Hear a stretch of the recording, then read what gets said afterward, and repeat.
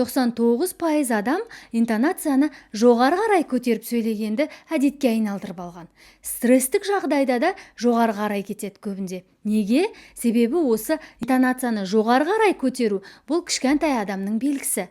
Сіздің өспегендігіңіздің, сіздің бір сондай ойыңыздың таяз екендігінің соның белгісін көрсетіп тұрады. Сондықтан да интонацияны жоғары қарай көтеріп сөйлеген болсаңыз, сізді адамдар кішкентай адам ретінде қабылдайды.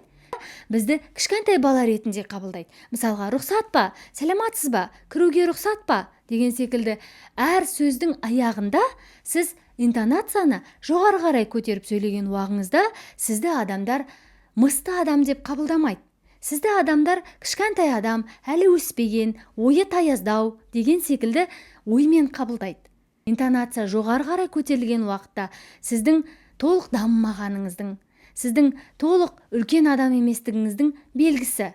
Ал 1% интонацияны төмен түсіреді.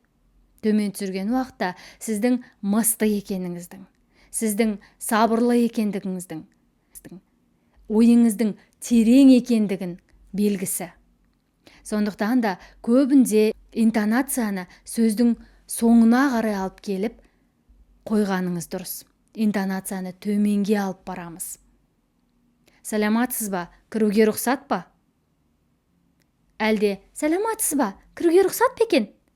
Екеуі екі түрлі. Қайсысы сенімді, сіз өзіңіз пікірге жаза кетіңіз.